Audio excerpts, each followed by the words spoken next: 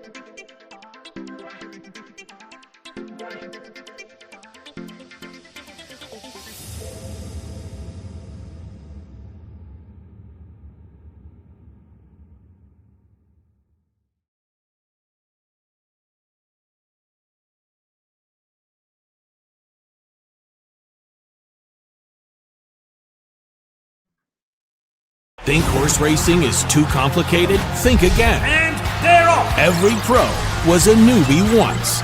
Meet DRF Newbie, the mobile tool loaded with daily racing form data and the power of DRF AI. What a shocker! Get the insights you need fast so you can play smarter and feel more confident. DRF Newbie, horse racing made simple. Try it free today. Visit newbie.drf.com.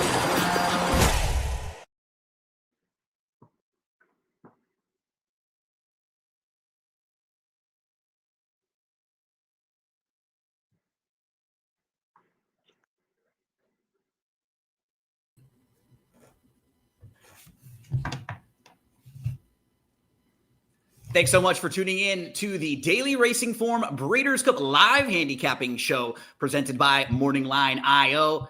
It's like the night before Christmas for all of us horse players here. I'm Gino Buccola alongside Brad Free and David Aragona, and we'll be talking to you about Breeders' Cup Friday and Saturday coming up. Brad, I know you've been out at the track the last week or so plus. How's everything been going on your end, and what's the vibe been like leading into Breeders' Cup Friday? Well, the vibe in Breeders' Cup week is always, it's electric. I mean, everybody's kind of on pins and needles, the horsemen hoping that their horses get to the starting gate. We saw one key scratch already this week with Sovereignty out of the Classic. But everybody's just looking forward to putting their horses in the starting gate and finding out who is the best horse among these 14 races. It's exciting. Everybody's pumped, and we're ready to rock and roll. David, we have everybody filtering in, and we're going to be fielding comments from everyone, questions. You're going to pull up the Daily Racing Form past performances. I think I've seen about 375 previews from you over the last couple of days individually. How's everything going on your end as we get ready for the big 2 days? Yeah, I think I had a marathon 4-hour recording session with Mike yesterday. So all that content's up on the YouTube channel now. You can peruse it when you get a chance. But no, looking forward to the big weekend ahead. Obviously, a lot of preparation early in the week and the weeks before, getting the field set, setting the morning lines. But now most of the work is done. We just get to have these conversations, debates about who we want to bet in these races and watch the great racing action this weekend. What we'll do is we'll pull up the Daily Racing Form past performances. We're going to start on Breeders' Cup Friday. We're going to look at the Breeders' Cup races. We're going to quickly go through Friday, share a couple of our opinions on the Friday card. We'll spend a little more time on Saturday, in particular some of the bigger races in the middle of the Saturday Breeders' Cup card. So let's start things out, and we're going to also be fielding some of your comments. We'd love to hear from you out there, and we'll say hello to anyone checking in, all the folks out there who are getting ready for the Breeders' Cup. So we already had questions coming in about Lenny Lou, one of the horses that we'll talk about actually in the Breeders' Cup Juvenile Turf Sprint. So we can start right there. And David, let's talk about Lenny Lou as we pull this one up. That's a question that is pertinent to the first Breeders' Cup race. What do you think about Lenny Lou's chances in race number 6, and then get into telling us anyone that you may like in the Juvenile Turf Sprint. Yeah, I think Lenny Lou brings up a discussion point that's going to be recurring on Friday about horses that were considered some of the top players in these races that didn't draw ideal post positions when they were announced on Monday night at the draw.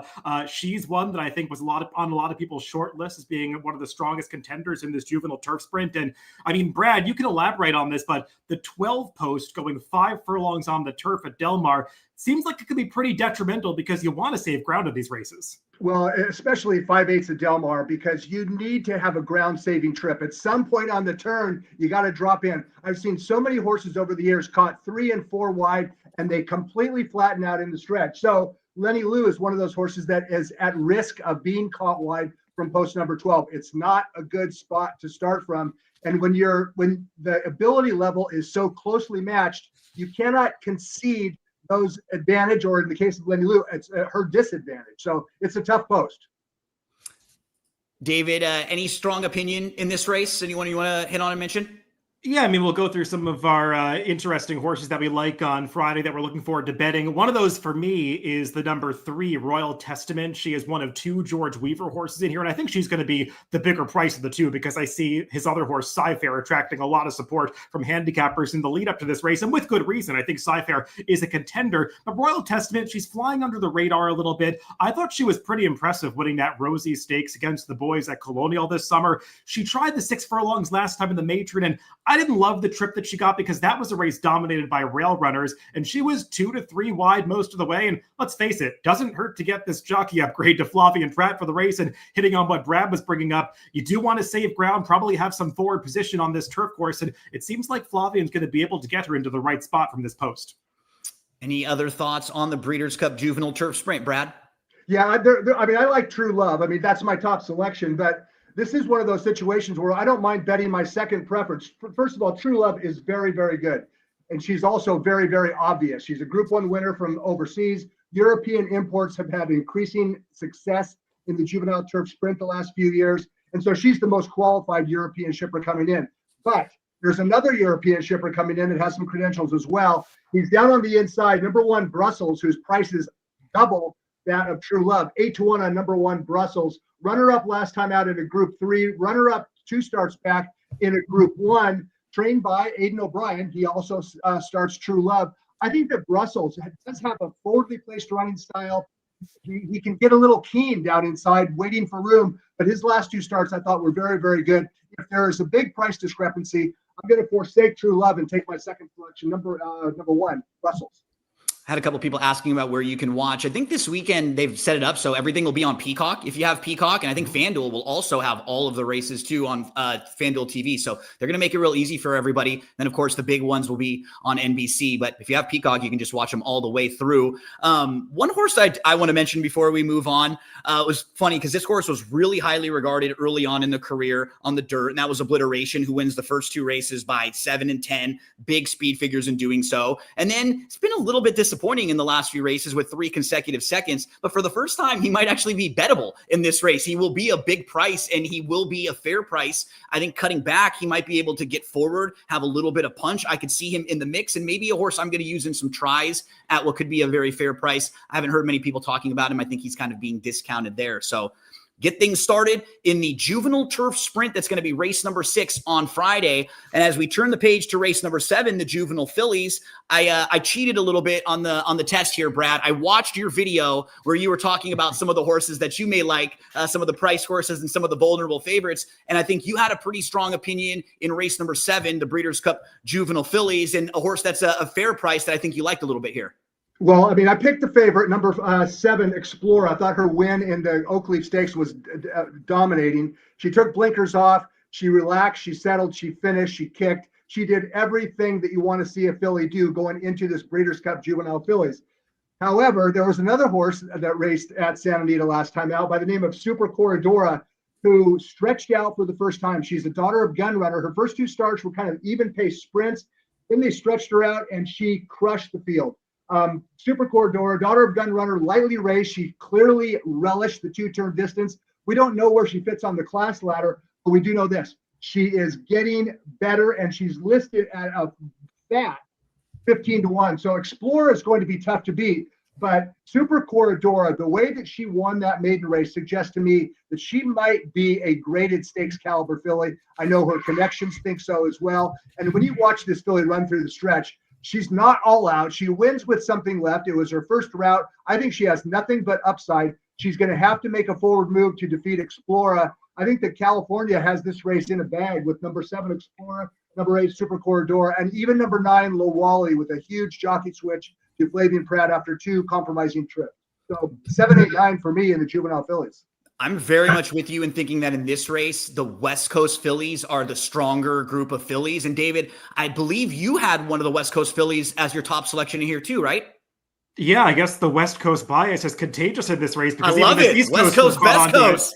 Yeah, I mean, I'm basically on the exact same page as Brad in this race. I agree, Explorer is the horse to beat, but I think the interesting price is Super Corridora for all the reasons that Brad laid out. And furthermore, I watched her last workout. You could find tape of it on First TV, and she just strikes me as a horse that has really turned the corner since the summer. Added distance is working for her. So you could see the trip note that I added in Formulator. She's a horse that I just thought showed off a really nice turn of foot, winning in that race last time. So, she's got to prove it against Stakes Company, but I don't think any of the East Coasters are coming out of the strongest stakes races that we've seen in this division. So I believe she's interesting too. I just want to mention a horse that Brad briefly mentioned. Lowally is a horse who I've been following along with from that career debut.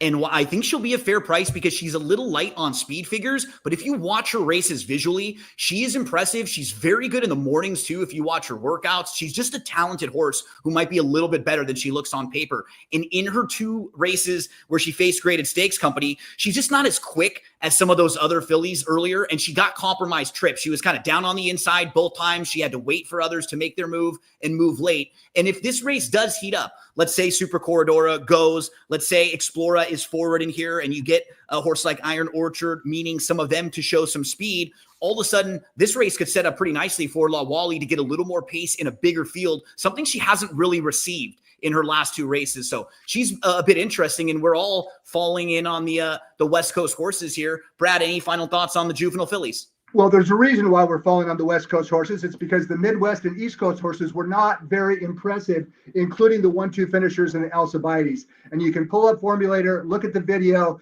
and take a look at Tommy Joe and the other filly coming out of the Alcibiades. And from a visual perspective, this was not a strong race at all. And I wonder, how far these fillies really want to go, because coming through the lane, there's nobody's coming from behind. And these 2 fillies that are going to finish 1-2, they really don't have a lot left in the tank. Percy's Bar and Tommy Joe, they just don't look like fillies that want to run farther than they just did. They just took a big bump with each other. Tommy Joe could not get past Percy's Bar. I wonder if Tommy Joe takes after her mother, who could not get 2 turns. So I'm going to take a stand against the Alcibiades and even the Frazette winner, Iron Orchard. California for me too, guys. We're all on the West Coast Fillies in race number 7. Let's flip to the Juvenile Fillies Turf. That's going to go as race number 8 in here. And David, one thing we saw with some of the races on Friday, we had a couple of the horses who might be heavy favorites for Aidan O'Brien draw way to the outside. That was the case here with Precise. Did that change your morning line at all and how you were going to set this horse? It didn't change my morning line on this filly too much. I initially had her even money. I just bumped her up 1 tick to 6-5. I changed the line actually much more on Gestad in the last race that we'll talk about. But Precise, she's a horse when you watch her races in Europe. She's not that quick away from the gate. She likes to drop back. Her strength is her finishing kick. So I don't think they were ever looking to get forward with her. And probably the best plan from an outside post like this is to just take back, try to get towards the tail end of the field and save ground from there, and then try to work out some racing luck from that position. So I don't think it changes Precise's trip that much. She is way the horse to beat in this race because let's be honest, the Americans that are in this race, they all kind of look the same. None of them have run that fast. They haven't really distinguished themselves, especially those coming out of the graded stakes prep races. So she's not catching the toughest American field for the Juvenile Fillies Turf. And if she works out a trip, she is probably going to win. Brad, what did you end up doing here in the Juvenile Fillies Turf? What David said, exactly. I think Precise is just too good. The post position number 13 is not a good post. How bad is it? Over the last 10 years, post number 13 in 1 mile grass races, 1 for 28. But among those 27 losers, I wonder how many of them were Group 1 winners coming from Europe. I dare say probably zero. This is an outstanding filly. I agree with David. She's going to tuck in. She's going to come with the run. She's the class of the field. I think she wins this race. However, and David, you might want to elaborate on this. Number 1, Ultimate Love, who won the Salima Stakes last time out. And that's the same stakes race that Sharing won a few years ago before she scored an upset in the Breeders' Cup Juvenile Fillies. Ultimate Love is 3 for 3. Her numbers are getting faster. She was super impressive at Laurel last time out, and she drew a very cozy post number 1 for Ultimate Love. She might be good enough to spring an upset, and if Precise, it's a wide trip or hits traffic or is compromised in some way, shape, or form. Number 1, Ultimate Love. This is a nice win by her, and she's going to be rolling in the lane. I think she has a chance to spring an upset, but I'm all over Precise with Ultimate Love, second preference. Yeah, I actually put Ultimate Love on top in this race. I just think she's drawn much better than Precise. She's going to have a little more racing luck in all likelihood, as John Velasquez has just been riding lights out over the past few months. I don't think he's going to take the rail position away from this filly. And I'm not going to hold it against her that she's coming out of races against weaker competition, because I personally don't think that the major preps for this, like the Jessamine or the Miss Grio, were particularly strong races. So I think Ultimate Love fits with these. And Mike Trombetta, I'll pull up DRF Formulator. He is not the kind of trainer that just takes shots in graded stakes races willy-nilly. When he runs a horse in a graded stakes, they've got a chance. You could see over the past 5 years, he's got a positive $2.42 ROI in graded stakes. So I think it's meaningful that he's targeting this race with this filly. David, I completely agree with you. I have Ultimate Love. And the other one, as a major player in here, I know you've been a fan of Time to Dream, and I have too, of this filly's just ability overall. Didn't get the smoothest of trips, or maybe the best trip last time out. Does she have a shot in here, David?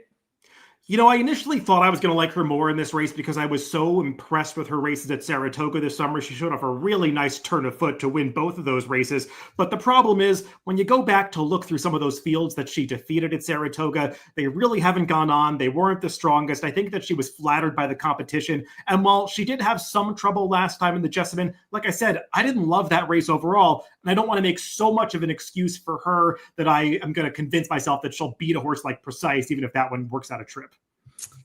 Don't forget, as we turn the page to the Breeders' Cup Juvenile, there are a lot of the 2-day wagers that you can get involved in, a lot of the 2-day doubles that connect some of the similar races from Friday to Saturday. So if you want to play like the Juvenile Fillies Distaff double, and then they have one for the Juvenile going into the Classic. In the Juvenile, Brad, we have Ted Noffey, who's 3 for 3. He's been very impressive. He earned 98 and 97 Beyer speed figures in his grade 1 wins. You have Brandt, who's been the best sort of on the West Coast so far. And Brandt has been 2 for 2. He was on the lead last time out. He'll be going a little farther than we've seen. Those are the two that will take the most money in here. Do you think it's just a 2-horse race between them two, or is there anyone else on your radar here? No, I didn't pick either one of those on top. I loved the American Pharoah victory last time out by number 1 Intrepido, who's listed at 8-1 in the Breeders' Cup Juvenile. Intrepido stretched out at Del Mar this summer, broke his maiden with a very soft, comfortable trip, pressing the pace. But in the American Pharoah, a lot of things went wrong with this horse. He did not get that same good trip. He's inside in traffic. I think he's 2 off the fence. And for a brief moment on the far turn, it looked like he was going to be shuffled out and not finish anywhere. But when Hector Berrios was able to work Intrepido to the outside and get him in the clear, and when he cracked him up with the left-handed whip at about the 8th pole, Intrepido absolutely took off. He overcame adversity in this race. He can come from behind. He can press the pace if necessary. Nothing bothers this horse. Trainer Jeff Mullen said he doesn't give a blankety blank, and he meant that as a compliment. This horse will run through a brick wall for you. Look at him take off late on the outside, Intrepido. I think Intrepido can spring an upset over Ned Toffey and Ted Noffey, and also Grant. Those two actually could hook up. Look, I know that Ted Noffey's been impressive in his last 2 starts. I don't know if he's ever seen the type of speed that Brandt is going to dish out. And those are the 2 fastest horses in the race with the 2 biggest figs. But I think that Intrepido is kind of under the radar. I think he can sit back, come with the run, and score an upset in the Juvenile. I hope he goes off at 8-1. I suspect he's going to come down a little bit. I don't want to go anything less than 5-1. The only problem, Brad, with your top pick is that I actually picked that one on top as well. So you might be in a little bit of trouble there. David, I was going to say the same thing for your pick in the 8th race there, the Trombetta runner. That's the only problem you may have, is that you got a big weight on the horse along with you. But David, let's talk a little bit about the Juvenile and how you see this thing playing out. Well, Intrepido could be in trouble because he's got a lot of weight on his back. Oh, we no. all are in lockstep in this race, but luckily Intrepido seems like a pretty robust horse, so maybe he can carry all three of us. We'll see about that. No, I everything Brad said, I agree. I mean, we're on the same page in both of these dirt races on Friday. I think that Intrepido could pick him up late, especially if Brandt and Ted Noffey hook up at some point in the middle of this race, which it feels is likely because Brandt is probably going to go towards the front end. He's got the most speed, and Ted Noffey probably will follow him into the race. And at some point, these two have got to race each other because they are the two protagonists in this race. And I trust Ted Noffey to get the distance a little more. But like Brad, I also think Ted Noffey is being just a smidge overrated coming into this race because we've seen 2-year-olds, run big figures against softer competition before. They get to the Breeders' Cup. They can't always reproduce those numbers. And this will be the toughest test of his career to date. When I had the pleasure of interviewing Ned Toffee, Ted Noffey, I did the same thing. I called him Ted Noffey, Ned Toffee, back and forth about 5 different times through the interview. It messes us all up, but it's a fun story, and he's certainly the horse to beat in the Breeders' Cup Juvenile. Let's turn the page to the final of the Breeders' Cup races on Friday. Remember, keep sending in selections, questions, comments, anything you have, and then we'll move to Breeders' Cup Saturday in just a moment. So we close things out with the Breeders' Cup Juvenile Turf. It's going to go as race number 10. And David, again, when they drew this field, not only was Gstaad drawn towards the outside, but also a couple other horses like Hey Nene and Botas, who would probably have been second, third, fourth, right choices, right in the mix of some of the top contenders in here. A lot of them are all drawn towards the outside. What's your opinion? Did you make any changes, or you said you adjusted this one a little bit more based on the post draw? Yeah, it's a real problem for handicapping this race because all of the appealing options are drawn in undesirable post positions. I initially had Gstaad as a 6-5 favorite in this race, but I just felt he couldn't go off at that price given the post draw, and especially when you watch his races, he's not a horse who's like precise, who would be comfortable dropping to the back early and trying to save ground. He wants to be in the first half of the pack, so they're going to have to send him from the gate, try to get over. Maybe they could follow a horse like Hey Nene into the race if he's aggressively ridden, which feels like it's his only option, but it does create some uncertainty about how much ground Gstaad is going to lose around these turns. I will say, just in terms of the relative ability of these two Aidan O'Brien horses compared to the rest of the field, I think Gstaad has a similar advantage in terms of raw talent that Precise does to the Juvenile Fillies turf field against this field, because even though he's lost his last 3 in a row, I think he was facing some pretty good horses over in Europe, and he does not go down without a fight. This is a pretty game horse. I just wonder a little bit about his trip and his adaptability to American racing. Brad, does the wide post scare you off of Gstaad in here? Absolutely, it does. It does not in the case of Precise, who we talked about in the Juvenile Fillies turf, because of her running style. But from post number 14, Gstaad is just way up against it. Had he drawn inside in the middle or inside of this field, if David had made him 6-5, I might have said that was a huge overlay. I don't like him at 9-5. I picked him on top. He's the best horse in the race. 3 consecutive Group 1 runner-up finishes. He's the class of the field by a mile. I just don't know what type of trip he can possibly get from post number 14 with the type of running style that David just outlined. And having said that, my second preference is right to his inside, number 13, Hey Nene, who's going to have to go from where he's at. He's done nothing wrong so far. He's 3 for 3. They skipped a final prep to come in fresh. He's going to fire 14-13 for me. But guys, I have absolutely no confidence in either one of those two horses, Gstaad or Hey Nene. You know, I actually picked the 13 on top, and the way the race is shaped up, I think it actually might be okay for Hey Nene. David, could you pull up the Timeform US pace projector in here? Because honestly, for this type of race, there isn't that much early speed on paper. It really looks like the Wesley Ward runner outfielder is going to go. And I think Hey Nene from the outside can clear over, can cross over, and maybe sit second right behind that runner and not have to be hooked quite as wide as some of the others who aren't quite as fast as Hey Nene. Because I don't know how far Hey Nene would want to be off the pace to begin with, but I did like the fact that he showed us he can flip off a little bit and sit second or sit third and not be a runoff type speed horse. So of those horses that were drawn towards the outside, I'm not sure it's going to hurt Hey Nene quite as much because he may have the speed to overcome it in a race where I think he's just faster than almost everybody directly drawn to his inside. I think it's a fair point. Obviously, outfielder's going to go, but it's not like there's a ton of speed drawn inside of him in this race. I mean, the Europeans are obviously not shown on that pace projector because we don't have pace data for the overseas races.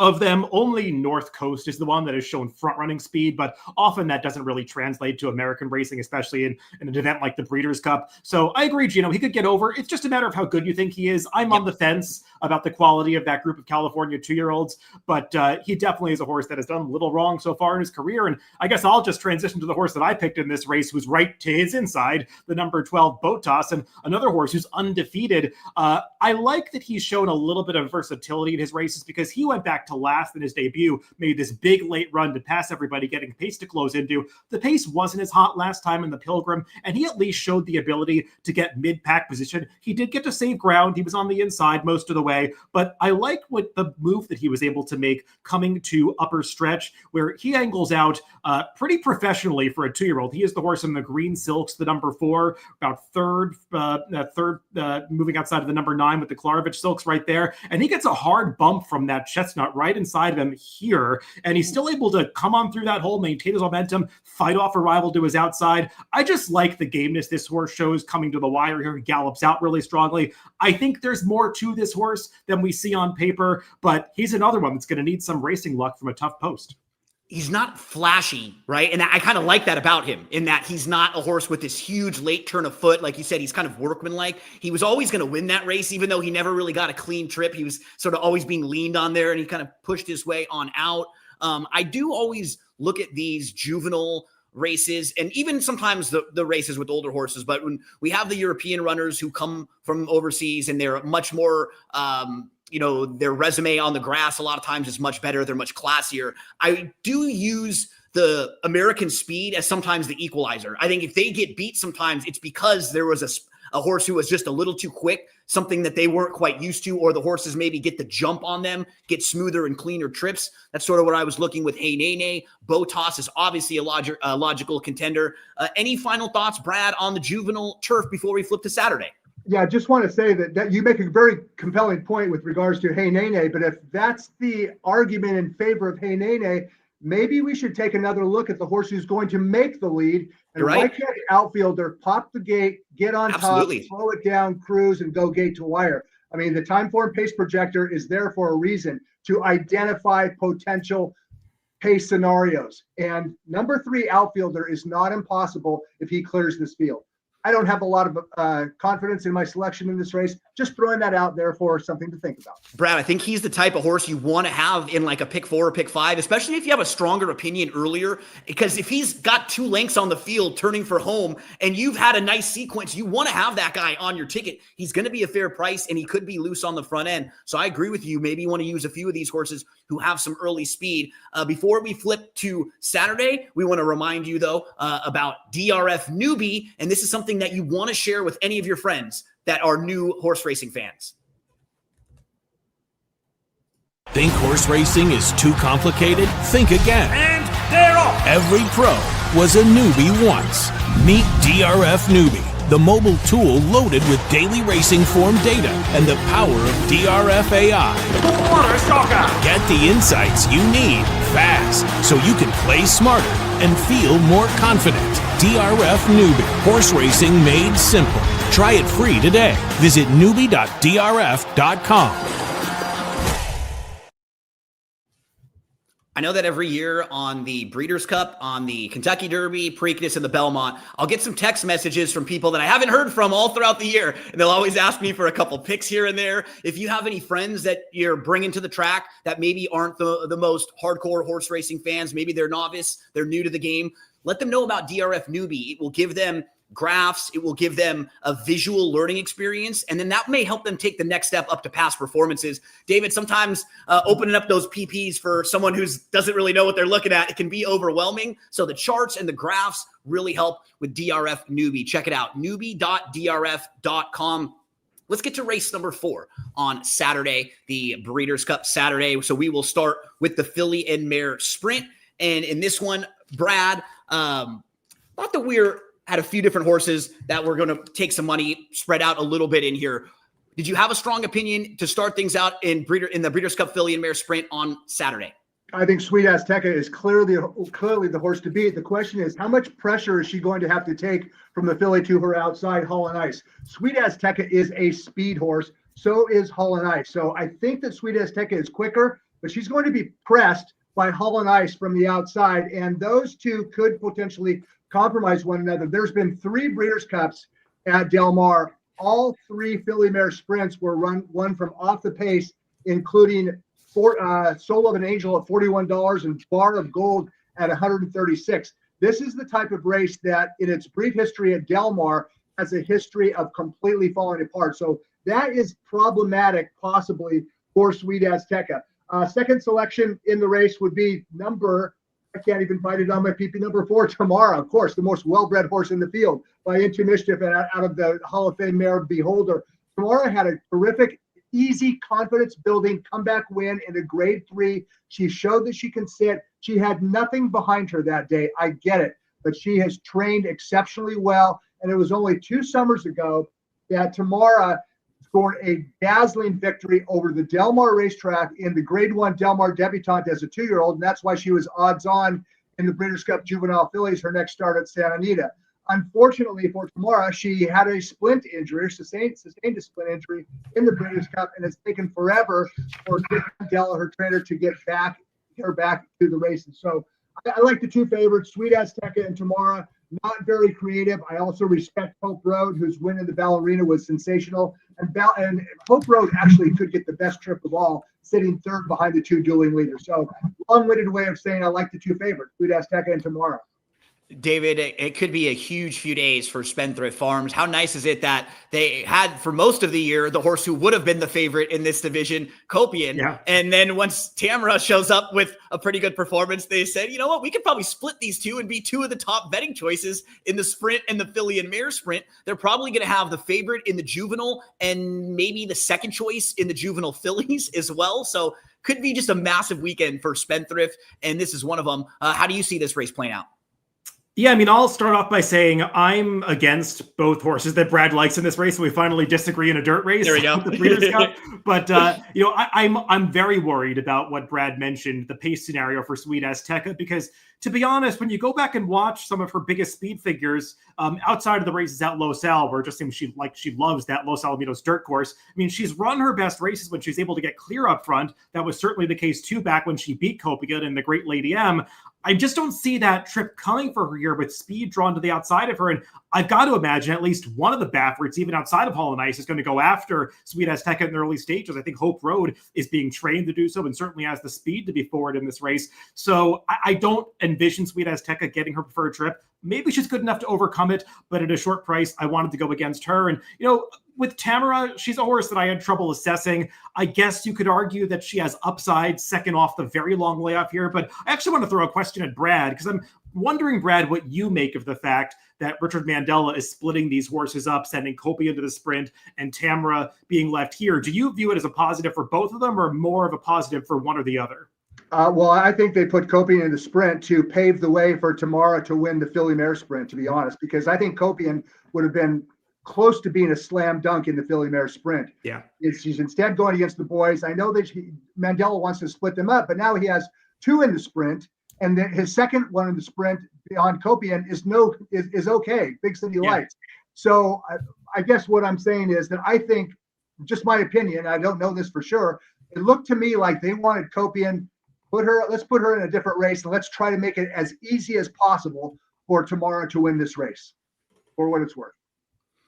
David, you were sort of hinting that you think the pace might heat up a little bit, or that it could be at least fair and tough for some of the horses on the lead to win. That brings you towards the outside with a horse who could maybe sit off the pace a little bit. We've talked about this horse Rishi a few times, and it just felt like there were a lot of races where she didn't get the ideal trip, or maybe she was like the chase mode of the Baffert runners that were when there were multiple Baffert horses in a race. I feel like from the outside, cutting back in distance here, she might be able to get a pretty good trip. Yeah, I like to talk about the Baffert choreography that goes into a lot of these races when he's got multiple horses in. And just look at her past performances. In 3 of her last 4 races, she was in against Cavalieri, Seismic Beauty, and then Cavalieri again. And those were the favored Baffert horses in those races. Those were the ones that had the high profiles coming in. And there are horses that like to get forward position, especially Seismic Beauty. And you would just watch some of those races, especially the Clementelle Hirsch, where Ricci wanted to show speed. And it was just so obvious that she was under instructions not to go after Seismic Beauty in the early stages. So she's a really talented horse, and I don't feel like she's necessarily been campaigned to make the most of her talent up until this point.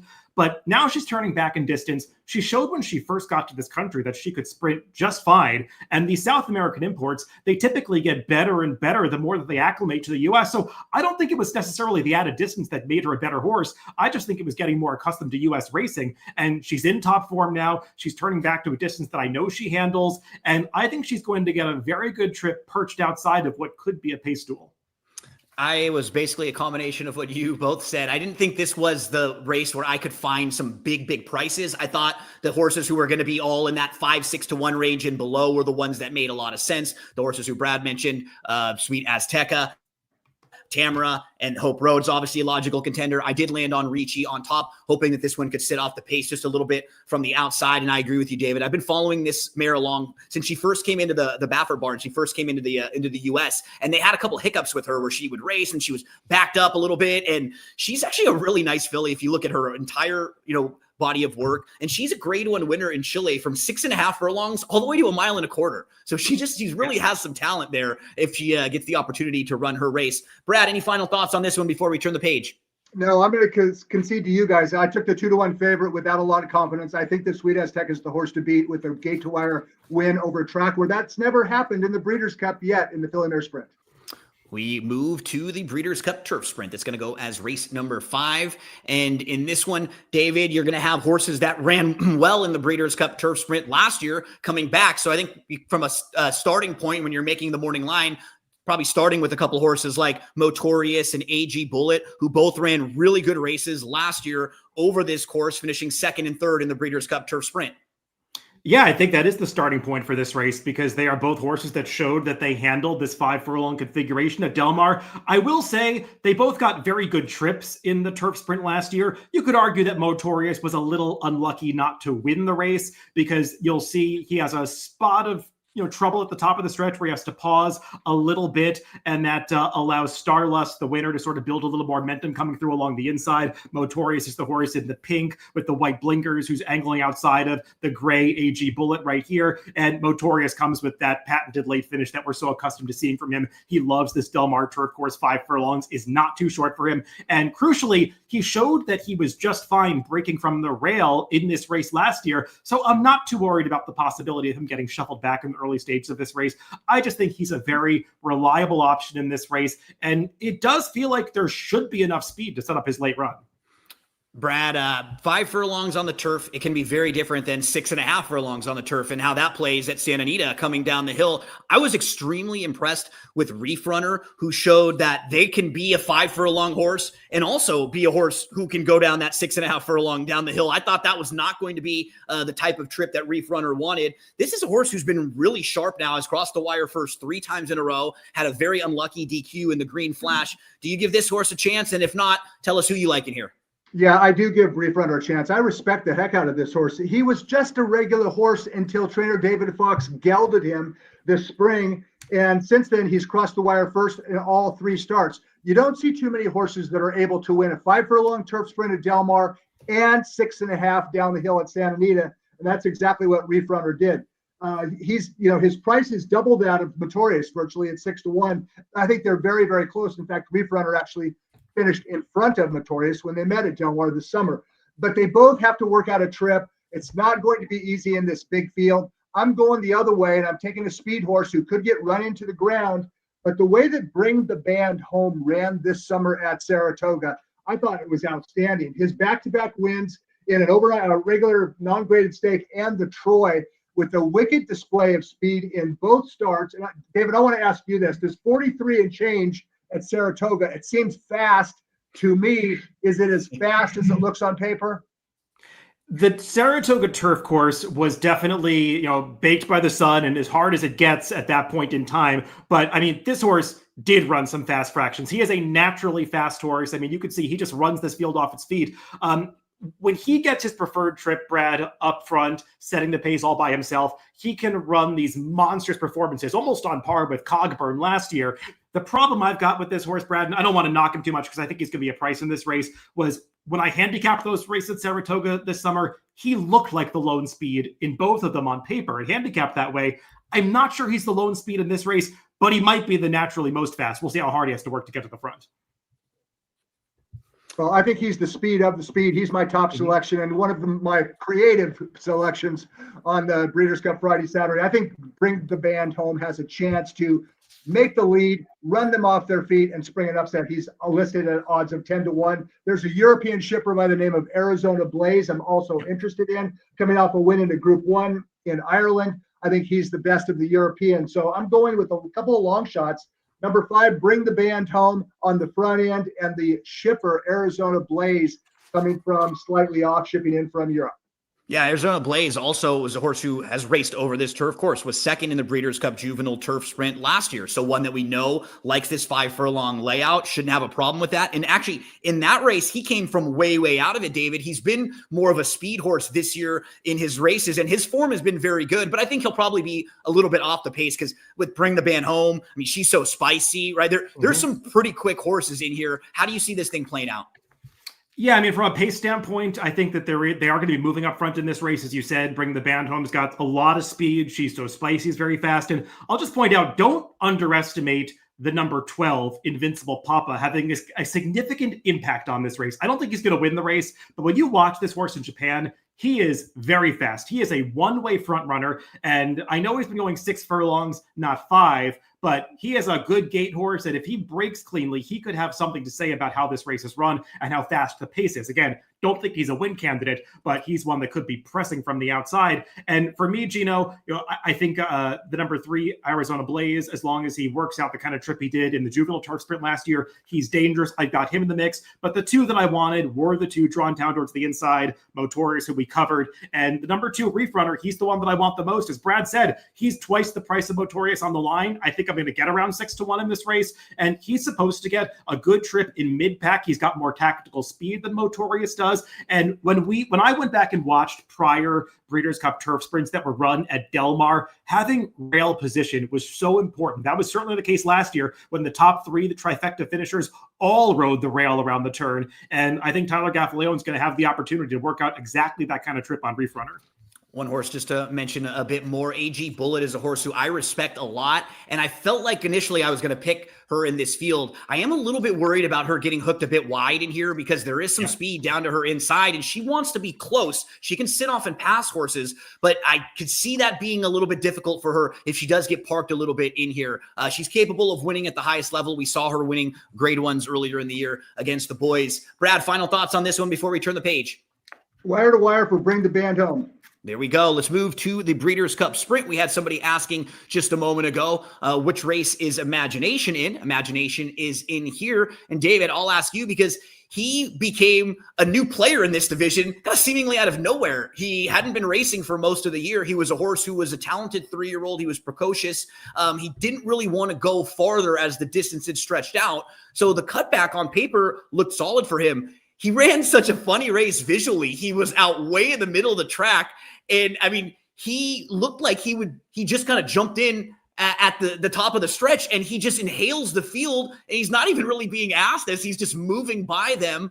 He was a horse I was really impressed by there, and I thought maybe the Breeders' Cup Sprint could be a really nice spot for this horse who's always had talent. Maybe he just found the right niche for himself, David. Yeah, he's the horse in the yellow cap who is ranging up outside here. And you can see, I mean, he's not even changing over to his right lead at the top of the stretch. He's lugging in a little bit. Doesn't even seem totally focused on the task at hand, but he just has so much natural ability that he's able to carry his momentum forward. And I'll even let this play out a little bit after the wire. He gallops out really strongly in this race. He was much the best on this day and was just ready to put forth a huge performance. I never have liked this horse before, Gino. I don't know exactly what to make of it. I wasn't thrilled with the field that was just behind him this day, but he's a bit of a wild card in this field. Yeah, Brad, we saw him out here on the West Coast for most of his career. That was a big performance. Do you give him a chance? And if not, talk to us about some of the other horses you like in here.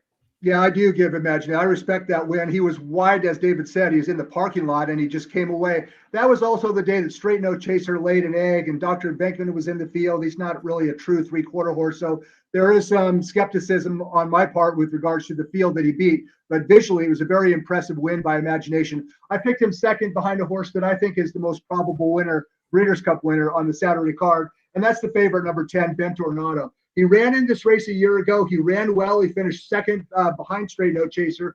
And then he had all sorts of issues throughout the early part of the year. He had to scratch from a big race. They finally got him back to the races, and he came with a super comeback win at Churchill Downs. He's trained like a beast since then. He's the fastest horse in the race, in my opinion. He's drawn outside. He doesn't have to have the lead. He can sit if necessary. He's listed at 5-2. If Ben Tornado goes off at 5-2, I might take a piece of that. I think he's a standout in the Breeders' Cup Sprint. So Ben Tornado over late runner Imagination in the Breeders' Cup Sprint. David, Ben Tornado will take some money. Copian on the inside decided to come to this race instead of being a heavy favorite in the Breeders' Cup Filly and Mare Sprint. She'll certainly be one of the choices in here. Talk to us about those horses and your final opinion in the sprint. Yeah, I've got a lot of respect for Ben Tornado. I think Brad's assessment of him, it just makes a whole lot of sense. He was a good 3-year-old. He clearly improved off the layoff, making that belated 4-year-old debut. I am a little concerned about how much speed is drawn towards the outside of the starting gate. There are two really fast horses drawn outside of Ben Tornado, Straight No Chaser and Madhouse. So it feels like Ben Tornado is going to have to rate behind horses, maybe take some kickback, something he hasn't done that often in his career. So I'm a little concerned about that for him, but being drawn towards the outside is definitely a better place to be than where Copian is drawn on the rail. That's a bit of a concern. I will say, though, from a raw ability standpoint, I believe Copian is the best horse in this race. I've been really impressed with what she's done, especially early this year. I was scratching my head when Andy Beyer assigned a 110 to the 4-horse Santa Monica going back to February of this year. But you can open up DRF Formulator, look at the chart. That is a number that has stood up to scrutiny. The top 3 of the top 4 finishers outside of Copian are actually players in the Filly and Mare Sprint earlier on this card. This whole field was going to be in the Filly and Mare Sprint before Copian was rerouted to this race. So that was legit, and I thought her performance in the Derby City Distaff was awesome. That was arguably a stronger race top to bottom than the Breeders' Cup Filly and Mare Sprint came up at the end of the season. And she showed in that race that she can get the kind of trip that she's probably going to work out in this sprint, where she broke from an inside post, took a lot of kickback, and not just kickback, but sloppy kickback over a wet track at Churchill Downs. She ran right through it and still won that race going away. And Brad, I'm sure you've seen the video of, or probably in person if you watched some of her recent workouts. I think that October 18th workout where she zipped away from some overmatched mates and went 112 gave Richard Mandela the confidence to make this call to go in the sprint. And I love that old school 33 and change blow up the other day. It just feels like she is thriving coming into this race. And I would be shocked if she doesn't run a big race. I just wonder if she can get the trip, but I'm not going to worry about that too much if she's the second choice. Well, she's down on the inside, so you always have to worry about the trip you're going to get in a dirt sprint when you're drawn on the rail, and I think that's the biggest obstacle for Copian. If she had drawn in the middle of the field or even toward the outside, I'd respect her a lot more. I do think that Ben Tornado can still get that trip. There's one crazy horse I just want to mention before we move on to the next race, guys. The Japan import, number 9, American Stage. This is a 3-year-old who is running in this spring in Dubai in the Golden Shaheen. He finished 6th by a little bit more than 3 lengths. But if you watch a video of that race, he was actually in the hunt until deep stretch. A 3-year-old in April taking on the best sprinters really in the world in spring and running a creditable race. He'd been off since then. He was off since then. Had a comeback race that was disappointing according to his trainer, Yoshito Yahagi, but he should move forward off that race. And I thought that American Stage at a giant number, what's he listed, 30-1, had a chance to hit the board. But I do like Ben Tornado. I will give you one that I've just been impressed with all year. We don't see horses run 10 times in a year anymore. And Banishing is a horse who shows up, whether it's going long, whether it's going short, any of the big races. What I really wanted to isolate with Banishing too are the last couple sprint races. If you look at this horse, can go from 6 furlongs all the way to 1 1/8 miles. But the last 2 times he sprinted, he beat a horse named Booth, who had won 4 in a row earlier this year. But the race that I'm really interested in is the Churchill Downs back in May, when he was second in a dead heat with Nisos. He was just behind Mindframe, and he was in front of Bookham Dano. That ended up being one of the stronger races of the year, and he was right in the mix with all of these other really, really talented horses who are at the top of their divisions. I think Banishing is a horse who could get a very nice trip from off the pace if they go quick enough. He'll just back up a little bit. He'll hope they go quick in here early, and he'll come rolling late. I think he's classy enough to stack up with this group. It's just going to come down to the trip. He's down towards the inside. You know, you can get traffic down there, but I do respect his ability quite a bit. David or Brad, if you have a thought on him. Yeah, I saw we got a comment about Banishing, so I'm glad you brought him up. So there's some interest in this horse. I agree, Gino. I think he can be rolling late in this race. I wonder if he can pass them all, because looking how this field is going to shape up from a pace scenario, he could be 12th, 13th, 14th in the early going. So yeah. I worry a little bit on the turn back if he's going to get really badly outrun. But you're right. He can get this distance, and he's got a big finish on him. Brad, we didn't mention last year's winner at all, Straight No Chaser. Do we give him a chance in his second start back? They had a campaign planned out for him. He missed a lot of this year because he ran in some big races earlier in the year. They wanted to get a prep race and then point to the Breeders' Cup Sprint for back-to-back. Do you think he can do it 2 years in a row? You can give him a pass for his misfire in Dubai in the Golden Shaheen. A lot of things went wrong on that trip, but I don't think you can forgive him for his most recent start. He was supposed to win the Santa Anita Sprint Championship. He trained well going into the race. He was the odds-on favorite, and he completely spit it out inside the 8th pole. So I suspect that Straight No Chaser is not as sharp this year as he was 1 year ago, and you can see that in the speed figures. A year ago, he earned a 103 in the Santa Anita Sprint Championship. This year, he earned a 93. He's not the same horse at this stage of his career as he was a year ago. David, I also wonder if this year's sprint is a little bit tougher than last year's sprint on paper with horses like Copian. We're talking about Imagination. I think you have the top 3 finishers from last year all back, including a horse like Mulligan, but I just felt like this group might be a little bit deeper overall than last year's.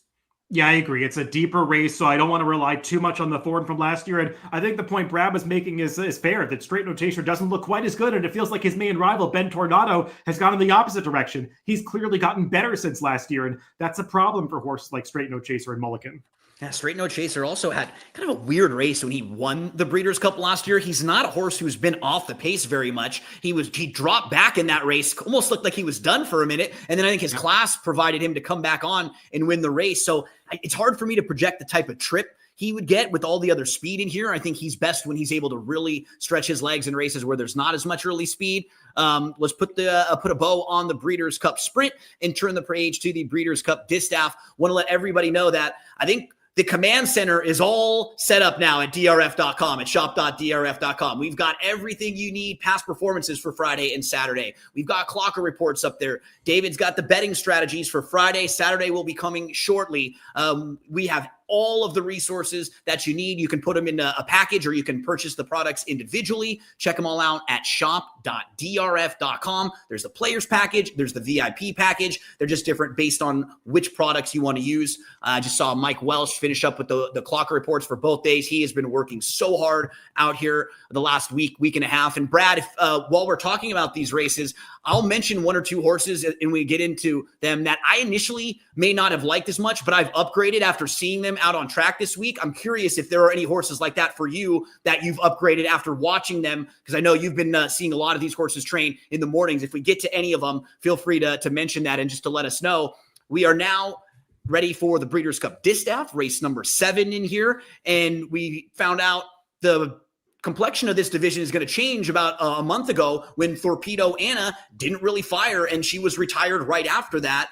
David, now we have to start with Seismic Beauty, who has just been very, very impressive for Bob Baffert. If you look at her 3 races in a row, she has won easily. She hasn't really been tested at all. She's got big speed. She's going to go. What do you think about her, and set up the race a little bit for us here? Yeah, I mean, on paper, Seismic Beauty almost can't lose this race because she's improving on the way in. She's got this massive speed figure advantage. She's undefeated around 2 turns. I mean, she goes out for a top barn. She's on her home court in Southern California. It just looks like everything is going her way.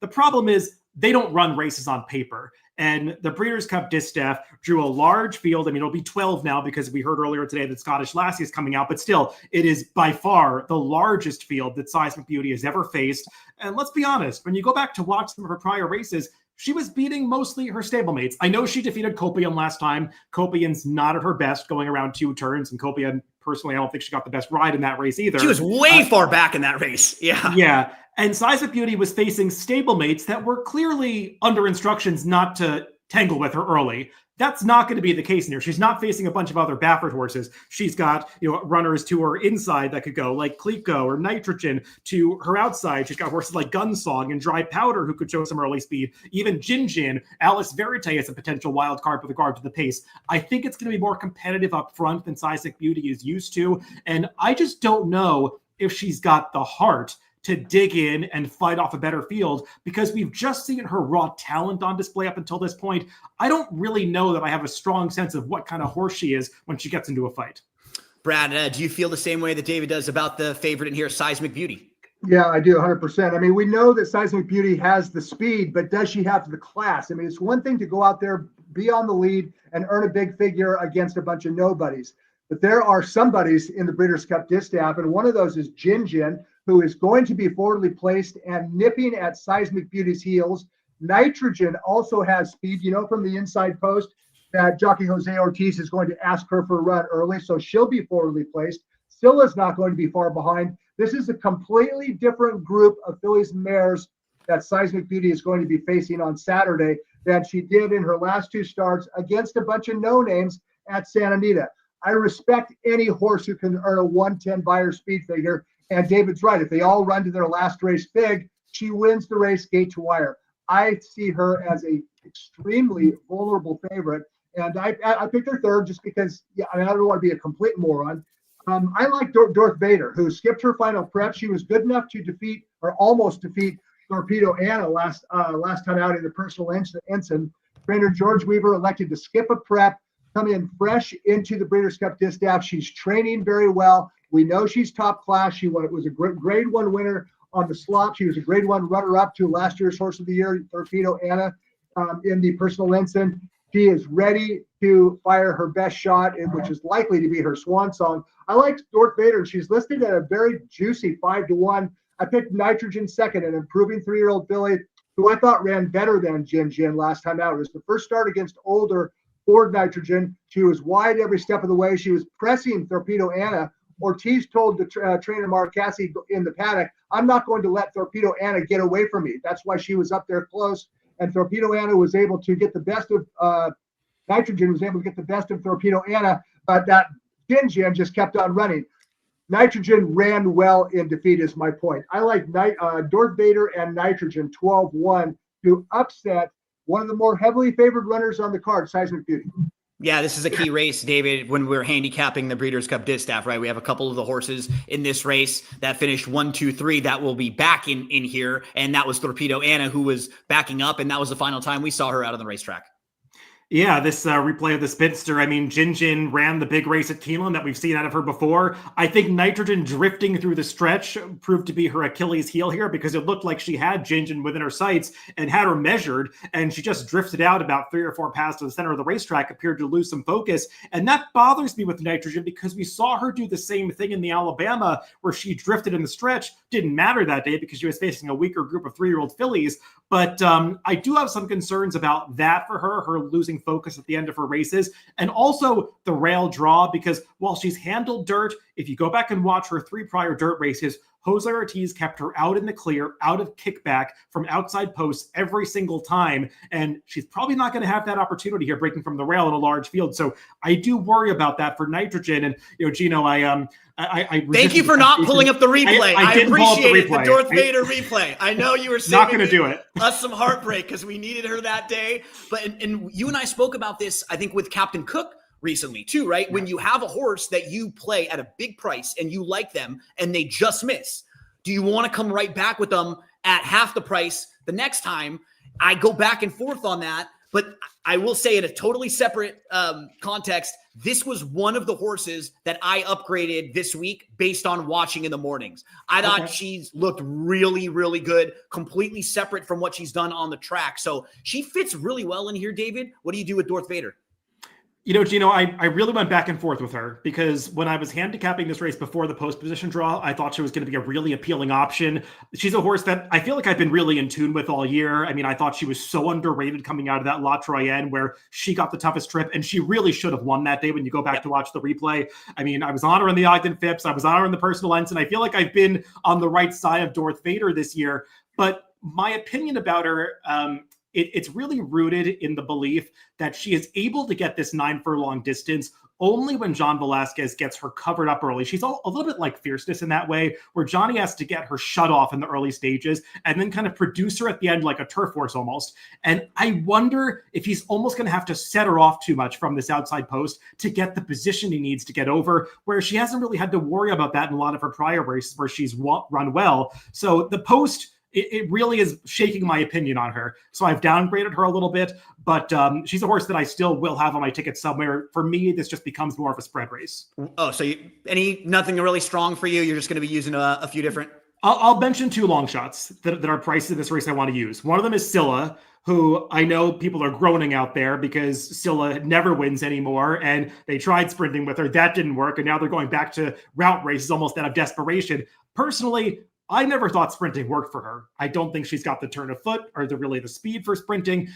So I liked her getting back out in distance in the Spinster. And while she got a good trip and wasn't quite good enough on that day, the race just didn't come back to her at the end. And this is a race where I think Junior Alvarado and Bill Mott, they realize that things have to go right for her to win. They're probably not going to get involved in the pace. Just take her back, try to make one run. She was successful using that style very early in her career. And she's the kind of horse that I think can just fly under the radar in this race and maybe pick up the pieces in a race that has the potential to fall apart at the end. And the other crazy horse that I have to use is the Japanese horse, Alice Verite. I probably made a misguided pick when I took her in this race last year against Torpedo Anna. Nobody was beating her that day, but I will say, Alice Verite ran an underrated race in last year's Breeders' Cup Distaff because she blew the start. She's a horse that when you watch her races in Japan, she's like a one-way front runner over there, but she had to learn to rate in that Breeders' Cup Distaff and actually did it pretty well and was finishing strongly across the wire, showing that she does handle the dirt. And now she's landing in a Distaff where there is no Torpedo Anna this year. I'm not saying it's an easy race to win, but she showed that she could rate last year. I don't think they're going to need to be so aggressive to make the lead with her. I just think she's a horse that deserves a long look in this race based on her one dirt performance from last season. This is the race that I'm looking for some of those type of horses because I'm probably going to be spreading out too. I didn't have as strong of opinion, so I'll be including some of the horses that Brad and David were mentioning. Let's turn the page to the Breeders' Cup Turf. This one's going to go as race number 8, 1.5 miles on the turf course there, and we have 4 horses coming out of a couple from the Turf Classic as that was a live prep race. We have horses from all over the world coming in here, and David, a horse that is very, very talented. Is Rebel's Romance. It's probably not very often when you have a 2-time Breeders' Cup winner that won't be favored in a race, as Mini Hawk is a horse who comes off of a runner-up effort in the Arc de Triomphe, one of the most prestigious and toughest races in the world to win. It was a field of 17. She was second that day as a 3-year-old filly facing older. So this is a very, very talented horse just from a talking standpoint to start with Mini Hawk. Yeah, I mean, I don't want to knock Rebel's Romance. No. He's really good. I did lean towards Mini Hawk in this race. I've just been really impressed watching her replays for this. It just seems like she's getting better with each and every start. I wasn't totally convinced early in the season, but she's made a believer out of me. And watching her performance in the Arc de Triomphe, I was very impressed with that. She made an early move. She really had to show a lot of stamina to battle back at the end when the winner came to her with a full head of steam. They drew well clear of the rest of the field. Yeah, it was a soft turf course that day, but she showed early in the season that she's just fine over firmer ground. And the other thing I noticed watching her races in Europe, Gino, is that for a European, she is a really good gate horse. She breaks so sharply. She outbroke the field in the Arc by like an entire length and allowed her to get really good position. So I think that attribute is going to make her well suited to American racing. Brad, most years in this division, this is just a tough division for the American runners. We generally don't have horses that class up with the European runners in the Breeders' Cup Turf. A lot of times the Filly and Mare Turf, when they're going this long on the grass. Do you think that's the case again in here where the European runners just look like they're head and shoulders, or the international runners look like they're head and shoulders above the U.S.-based horses? Yeah, I do. I mean, when you finish second in the most prestigious turf race in the world, I believe that's the case with the Arc de Triomphe. you're supposed to win the Breeders' Cup Turf, and that's Minnie Hawk. She was 5.5 lengths clear of the third place finisher in the arc, and if she shows up, I think she wins this race. She doesn't have to be here. Aiden O'Brien could have put her away for the winter, but she must have come out of the arc in top shape, and that's why she is here, and I think she wins this race at a short price. I respect Rebels Romance. I mean, all he's done is win 20 out of 29, won this race a year ago. There's one long shot in this race that I am very intrigued by, and it's a developing 3-year-old by the name of Amalok, number 3 Amalok, who had been getting progressively better this spring and summer. Then he took 3 months off and jumped into the first Group 1 of his career, and he finished second in the Irish St. Ledger. That was a terrific effort. His first start against Older, and Amalok finished clear of third. He ran well in defeat, and this is a 3-year-old who has a license to get better. That was his first start in 3 months. Now with that race under his belt, it's coming back in about 6 weeks or so. He has a right to improve. He's listed at 10-1. I think number 3 Amalok is the one horse that we don't know how good he can get. With 3-year-olds, you don't know what their ceiling is. So there's always the chance that they might get a little bit better. And if Amalok gets a little bit better, he's going to be right in the hunt with Minnie Hawk and Rebels Romance.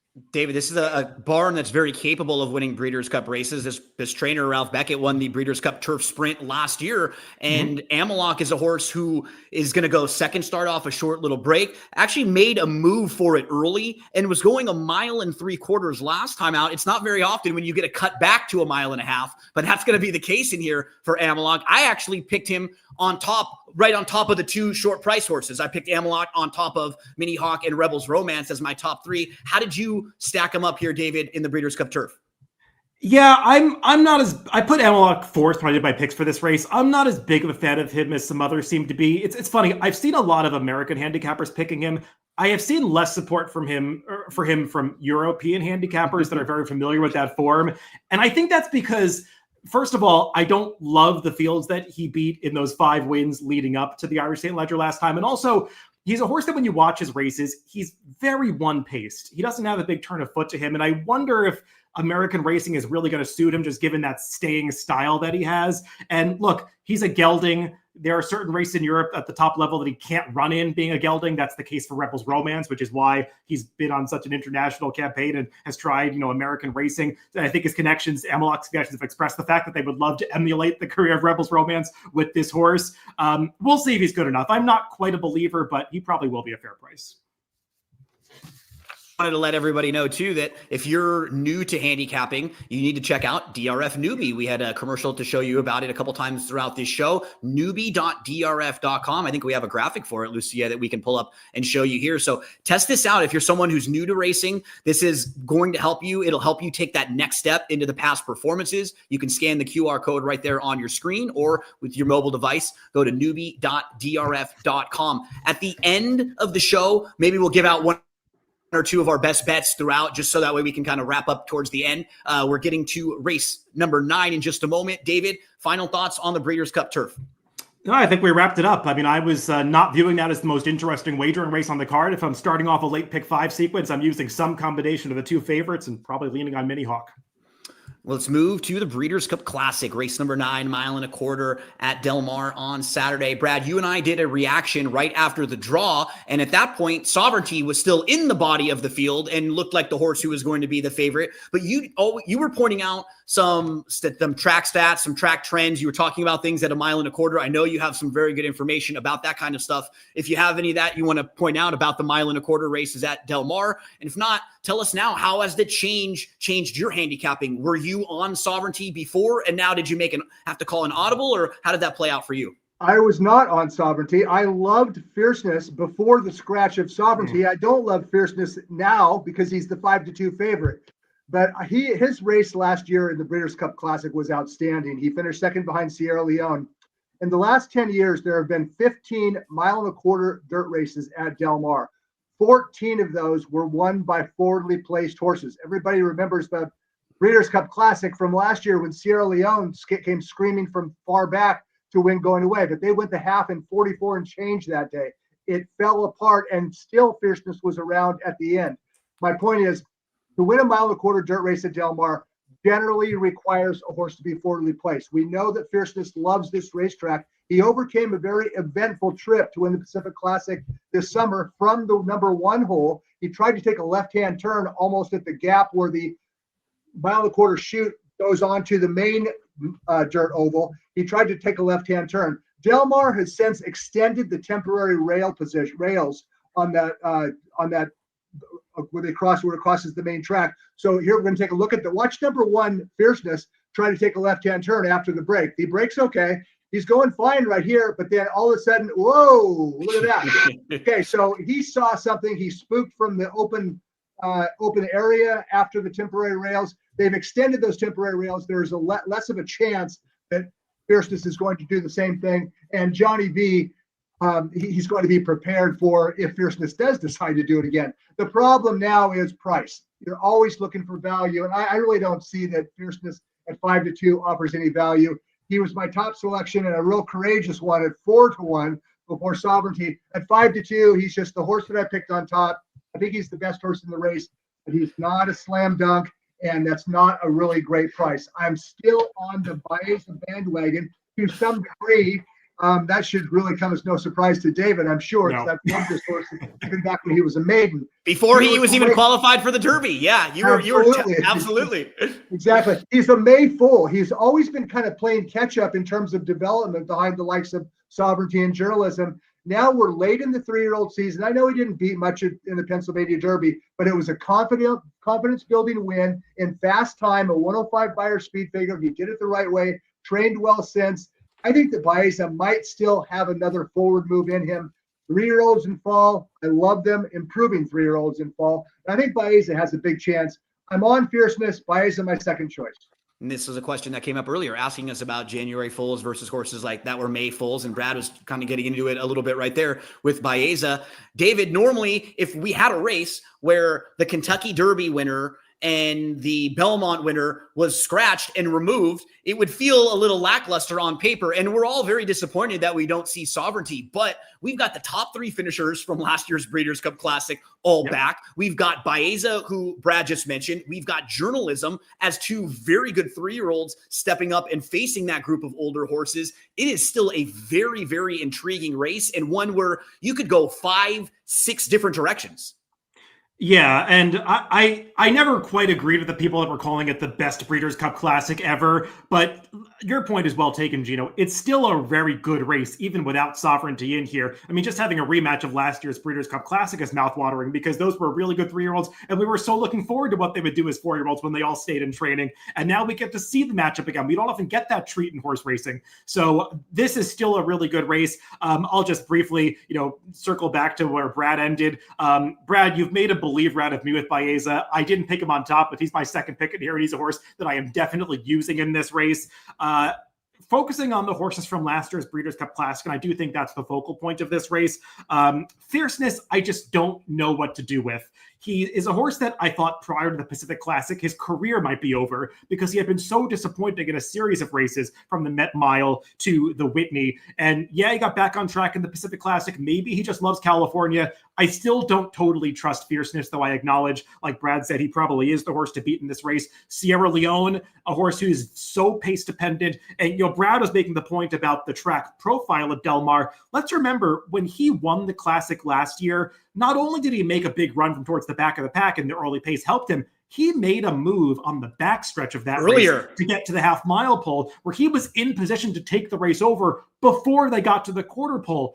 I have not seen Sierra Leone do that since then, and I don't know if he's still capable of making an early move like that. He's been a little more sluggish in his races recently, so I'm not quite sure that I trust him to win the race either. I think he's a horse that could get a piece of it. And, Gino, it just leads me back to a horse that I've always liked, the number 5, Forever Young.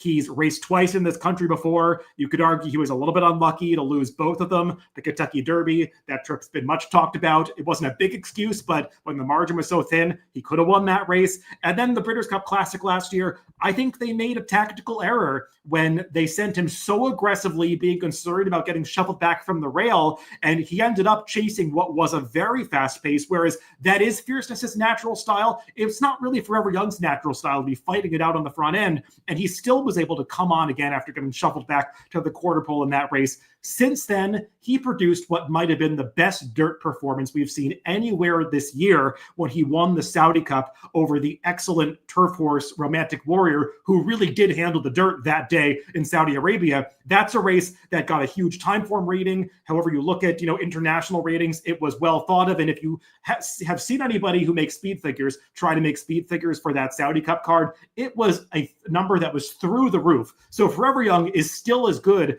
as a 4-year-old. I know his Dubai World Cup was disappointing. You might remember his trainer went on Twitter and put out this diatribe about how the excuses that this horse had before that race, the testing barn, him having a fit, whatever. I'm not going to worry about it too much. He got in a perfect prep last time. He's a horse that gets the distance. And I think with the way this race is going to shape up now, with the Rabbit going out to the front, with Fierceness probably stalking, and Forever Young being outside of him, I think he's going to get his preferred stalking trip in this race. Brad, what I thought was interesting is when you're looking at this race, seeing how much things have changed in horse racing, because there was only one horse in the entire field that raced in the month of October. Everybody else had raced in September. In fact, 7 of the field last raced in August. And we're seeing horses come into these races now off longer and longer layoffs like we didn't. So many of these horses passed their final round of preps. And then you have a horse like Mindframe, who really hasn't even finished a race since the end of June. And it's, for me, he's one of the more talented horses in the field, but that's a long time between races when you're going to be facing the top horses in the world on the dirt. Yeah, it is. And, prep races, maybe they're just a thing of the past, because these trainers, they know how to train horses up to a big race. And once your horse is qualified to make it into the Breeders' Cup Classic, the last thing you want them to do is to maybe be exposed in some race that is meaningless. So a lot of guys, and many of them this year in the Breeders' Cup Classic, have elected to forsake the final prep race, let somebody else win those. We're going to go in fresh. Sierra Leone went into the Breeders' Cup Classic fresh last year off a 10-week layoff. He did just fine. So I don't mind that from a handicapping perspective. I'd love to see horses run more often, but from a handicapping perspective, the lack of a recent prep is kind of a non-issue, at least for me. We haven't talked a whole lot about journalism. So, David, we found out a few weeks ago that they were going to have a rider switch now, and that Jose Ortiz will be jumping aboard journalism for the first time. What do you think about that change? And what do you think about journalism's chances in the Breeders' Cup Classic? Yeah, we got a commenter. Don't worry, we're not going to leave out journalism. I know he's a very popular horse. Look, you got to give it up to this horse's connections. They really asked a lot of him earlier in the year, running through all 3 Triple Crown races, and he stood up to it really well. But Brad, I've heard the argument made recently that maybe what you see here in the PPs, this layoff line after his last race, is going to be the big difference maker in how he performed in the Pacific Classic versus how he performs in the Breeders' Cup Classic. Because remember, the last time that he had a layoff line in his PPs, it's when he got freshened up for the San Felipe and produced arguably the best effort of his career, beating a horse in Barnes, who was thought of as the Derby favorite at the time. I don't know if I quite buy into it, but this might be a horse that could benefit from a freshening. Yeah, I mean, I saw the same thing as you, David. His best career best win was off a layoff. He's coming in off a similar layoff. I don't know. I like 3-year-olds that have that continue to develop. To me, journalism, he got to his level. He hasn't taken the next step forward. And I think he needs to take another step forward. Well, he certainly does, because Fierceness was a decisive winner over journalism last time. So I wonder if journalism's career has plateaued. If it has, it's been an outstanding run. You don't see horses running all 3 legs of the Triple Crown like journalism has, and he shows up every single time. And I know that Reese Bowie, his former jockey, has been under a lot of criticism. Some of it, I think, is misguided, because I think that journalism kind of he runs to his own program. If he wants to drop out, he'll do that. He doesn't always follow jockeys' cues, and I don't think that it was always Reese Bowie's fault. Sometimes it was, like in the Santa Anita Derby, which he won anyway. But I think that the jockey switch, a lot of people are saying it was maybe overdue, but I wonder if journalism has maybe already peaked and we've seen the best of him. Not sure yet. David, put some final touches on the Breeders' Cup Classic. Yeah, we cover most of the major players. I mean, Todd Pletcher obviously has a strong hand in this race. You brought up Mindframe. He's a wild card. Antiquarian is a horse that probably shouldn't go unmentioned. He did run his best race last time in the Jockey Club, though he was the only horse that was unaffected by that much discussed trouble at the start. So I kind of need to see it again from him. But as you were getting at earlier, Gino, it's still a really competitive race. And I feel like it is still the main attraction on Saturday's card. And I know as we turn the page, Mike Welsh was very high on journalism in the mornings when you'd listen to him in the Clocker Reports. And if you read the Clocker Reports, and I think we have a graphic for the Clocker Reports you can purchase for Friday and for Saturday. They are both up and available right now. These will really help you out with horses that you are on the fence about. Maybe you weren't sure, and that workout might push you over the edge to wanting to use them. So check out the Breeders' Cup packages, Clocker Reports, betting strategies, everything you need. Use that QR code. It'll take you right to shop.drf.com. We move to the final three races on Breeders' Cup Saturday. First up, it's the Breeders' Cup Mile, this one on the turf. And in the Breeders' Cup Mile, David, why don't you take the lead? We'll have the runner-up from last year, Johannes, coming back, but he's had a kind of a strange year coming into this race. Yeah, I mean, I guess the last year's Breeders' Cup Mile is a logical starting point for this race. Johannes ran really well last year. He was very sharp last year. He had a full campaign last year. That's not been the case this year. He had an issue early in the season. He was off for a long time. His return in the 4-star Dave was almost a non-race because it was over right from the start. Not to pick on Rispoli too much after just talking about it, when he take off journalism, but that was not one of his finest rides. Look, Johannes got back on track last time. I think this is a deeper Breeders' Cup Mile than it was last year. So I didn't want to just rely on the form from last year. And look, we also have the favorite in last year's race, Notable Speech, back in here. And he's a horse that is a contender once again. It looked like he had kind of gone off form earlier this season. He's brought it back around coming into the fall. His race in France, 2-back, was very good. Probably should have won. I didn't think he beat a good field in the Woodbine Mile last time, so I think he might be an underlay in here. I was interested in some other Euros, but it is one of the more competitive races on the Saturday card. Brad, a lot of these races this year, we have top contenders from last year coming back, right? Same thing in here. Second and third place finishers, two of the top contenders from last year. Last year's favorite, Notable Speech, was very impressive in the Woodbine Mile. How do you see this race playing out? Our familiarity with some of these horses doesn't make it any easier to analyze, especially in the case of Johannes, because as David said, he had a campaign last year going into the Breeders' Cup Mile. He had a foundation of races. That's not the case this year. He had a definite excuse in the 4-star Dave this summer. Everything that could go wrong did go wrong. Then he came back in the City of Hope Mile. He almost had to win that race. It was not a great field. Listen, the runner-up Cabo Spirit is a good, solid, hard-knocking horse, but he is not a world-class turf horse. So Johannes pretty much had to win that race. So the question now becomes, is Johannes as good in 2025 as he was in 24? I don't think there's any way to answer that. And because everybody knows who he is, I think that he's going to get bet accordingly. I'm not so sure that he is the same horse. Not sure he's not. Notable Speech, he got back on track, but he beat a horrible field in the Woodbine Mile. He was 2-5, and he did what he had to do.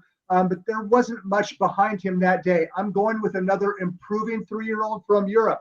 It's a grass race. You know that Europeans always win the grass races at the Breeders' Cup. Number 3, Solon, whose early season losses he had a number of excuses. He had a whole bunch of trouble back in June on May 11th. He was sick coming out of his June 28th race, and then he got his act together, scored a grade 3 win, and then last time out beat Older in a Group 1 in France. This is a horse that's won 3 out of 6 back-to-back wins. A 3-year-old getting good in fall. How much more improvement does he have in him? I don't know that he needs a whole lot more, but if he does move forward one more time, I think that he's a solid gamble at odds of 6-1. So I'm taking the 3-year-old Salon over number 2, Notable Speech. And back to Johannes, I just don't know what to do with him. My gut feeling is to take a stand against him, but that could be flat wrong.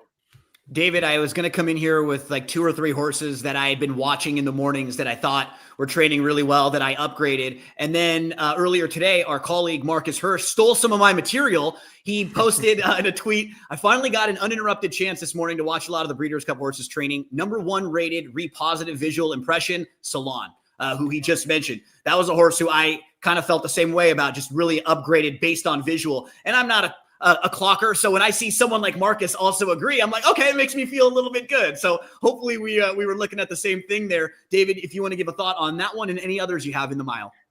Yeah, I'm starting to think I might have been a little bit too high with this morning line, and it's 6-1 on Salon in this race because it does make a whole lot of sense in here as the improving horse coming off a Group 1 win. It just feels like he's coming together at the right time. He's the now horse of the Euros in this race. So I'm not against him by any means. I put another horse on top, but he's a horse I definitely have in the mix. But I think it's natural to transition to talk about the horse that was right with him in that Prix du Moulin 2 back at Longchamp, the Lion in Winter going out for Aidan O'Brien. I didn't think he ran discernibly worse than Salon in that race. The race was sort of coming apart at the end. He moved early. He didn't go down without a fight. It was a blanket finish. I thought he was pretty game. He's a horse who has definitely turned into a miler after they tried to make him stretch out early in his career. And then he came back to solidify that improved form with another Group 1 placing last time in the Queen Elizabeth just 2 weeks ago. So he's coming back on relatively short rest. We've seen Aidan O'Brien do this before, make a split-second decision after a race to target another race on short rest. So I'm not too worried about that for the Lion in Winter. And Gino, the key point I want to make about him, and also the other horse that I like in this race that I think we'll get to in just a second, is that when you go through the pace scenario of this mile, there is very little speed in here. I would say there's close to zero speed in here. There are no front runners in the race. Maybe you could make the case that the number 13 Kirat could go, but he only went to the front end in one race where he wired it at 150-1 in Europe. He's not even a natural front runner. So the Lion in Winter, I prefer him to Salon only because when you watch the European races, he's the one that has the tactical speed. He can be forward in this race. So of the Euros, I think he's going to get the best trip. We'll see if he's good enough and if he can take that step forward. But there is one American horse, that I project to get a pretty good trip in this race. Okay. One American horse that I'm a little curious about because he's one of those tweeners when it comes to distance is Program Trading. Program Trading is a horse who doesn't really want to go 1.5 miles. That's too far for him. A mile, he can get the distance. He came running and was second in the turf mile last time out, but he's probably better at about 1.1 miles, like something in that range. David, do you give this horse a chance as one of the Americans in here? He's never really run a bad race. He's always showed up and he always fires with pretty good performances, but is he at this level? No, I mean, look, he was the top 3-year-old turf horse going back to 2023, and he's obviously had issues. He's been hard to keep on the racetrack since then. It feels like Chad Brown's got him back in pretty good form, but I'm pulling up the replay of the Coolmore Turf Mile, a key prep race for this last time. And I don't know, Gino, when I watched this race, I had trouble making enough of an excuse for Program Trading to turn the tables on the winner, Rhetorical, who, when you watch these horses come to the wire, it looked to me like they were never getting by Rhetorical. And this is a horse, a New York bred, who I'm very familiar with, having competed in New York State a lot, who has just ascended through the ranks quicker than you really have ever seen a horse like this. I mean, he was competing against nobodies going back to earlier this year, but they have asked big class tests of this horse every single time, and he's passed them with flying colors, did so against Grade 1 Company last time, and crucially, he's got the gate speed and the tactical speed to get forward in this race. He could even make the lead in this race. And I just think the way it sets up, it's going to make him really tough to pass because not only does he have that tactical speed, he's a very strong finisher.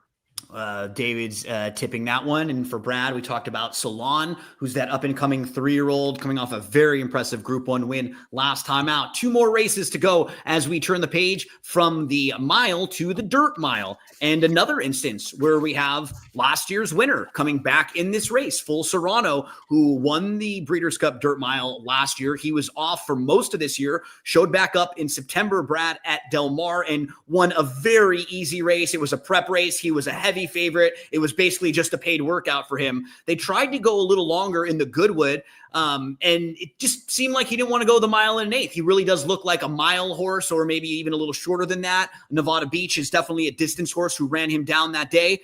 What do you think about him from a starting point in this race? Do you give Full Serrano another shot to win this thing 2 years in a row?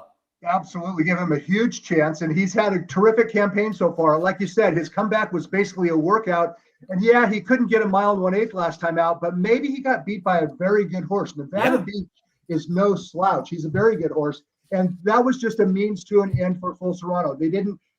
His campaign wasn't focused on winning the Goodwood. His campaign was focused on trying to repeat in the Breeders' Cup Dirt Mile. I talked to his connections right after he finished second in that race. And I know he was the 1-2 favorite. And yes, they were disappointed that he did not win. but it was a stepping stone toward what he's going to do this Saturday. Bull Serrano has tactical speed. I don't think he needs the lead.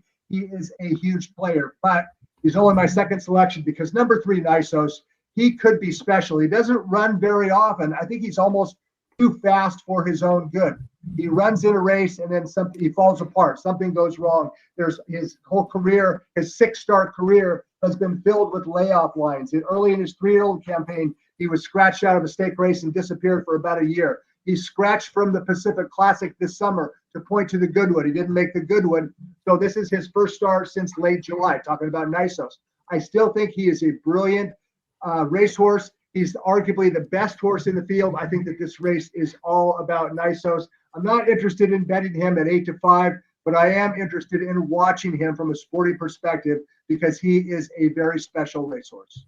David, we thought a couple months ago we were going to get a showdown with Nisos, with fierceness, and with journalism all in the Pacific Classic. Leading into the race, Nisos had to scratch, and we never got a chance to see Nisos try to go the 1.25 miles. He missed a couple workouts, so they wanted to point him to the Breeders' Cup Dirt Mile. They were talking either Dirt Mile or Sprint, ended up going with the Dirt Mile here. I mean, he would have been a top contender in the classic division if he were to show up in there. And as Brad was pointing out, he's one of those horses who's so talented. Reminds me of like basketball player, Brad, of like Derrick Rose, the guys who are so good. They're so talented that they can't so fast. They can't keep it together at all points. David, what do we do with Nisos in here? Look, I think you've got to be a little concerned about the preparation for this race. Yeah, we know that Baffert can get a horse ready off workouts, but it wasn't the initial plan. As you said, he missed the Pacific Classic. Right after that, Baffert was like, maybe I'll run him back in the Goodwood. Couldn't make that race either, didn't work in time. So this is not the way that they wanted to come into the Breeders' Cup. And, I'll just make one point about Nisos, and I'm taking a shot against him here, and I admit he could win this race by 5 lengths, and I'll be wrong. I'll be happy to lose. I'll be a short price. But he is a horse who has shown a lot of talent around one turn. I thought maybe one of the most impressive races he ran in his career was when he was right there at the end of the Churchill Downs, coming off that very long layoff, hanging with some of the best milers and sprinters in the country at that point in time. But in his two-turn races, let's be honest, he's faced nobody. That Robert B. Lewis field, yeah, he was visually impressive. There was nothing behind him. In the San Diego, that field was awful behind him. So I'm not so sure that Nisos is quite as formidable around 2 turns as maybe the narrative around him suggests. And also, when you start to look at his campaign this year, he had that really one hard race at Churchill, and he's just been handled with kid gloves since then. Baffert picked out 2 races where he was going to be gigantic favorites. He wasn't proving anything running in those races. They could have embarked on a much more ambitious campaign with this horse, and they just didn't. So I'm a little concerned about Nisos showing up on Saturday. And that's reason enough for me to take a shot against him in here. There are 3 former Breeders' Cup winners in this race. You also have a Kentucky Derby winner in this race, too. It is a very strong Breeders' Cup Dirt Mile race. You have Citizen Bull, who won the Juvenile last year. Hasn't really progressed all that much earlier in the year, and then he got a big win in a 3-horse field in the Shared Belief. You've got White Abarrio, who won the Breeders' Cup Classic a few years ago. And David, it's not like he's been running bad as of late. He just hasn't been quite as good as some of the top horses in the division going longer. He's been behind Sierra Leone and Antiquarian, Highland Falls, some of them recently. I believe, did you land on White Abarrio? I think I saw that.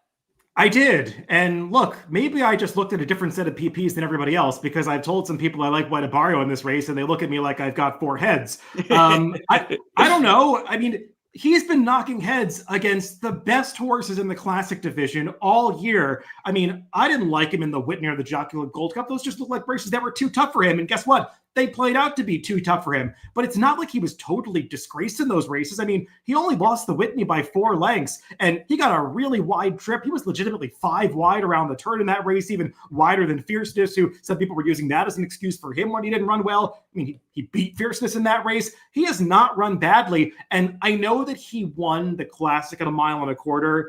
Personally, I have never thought he was a 1.25 miles horse. He won that Classic like it was a 1 1/8 race, and then he just held on at the end against what was a pretty weak Classic field for that year.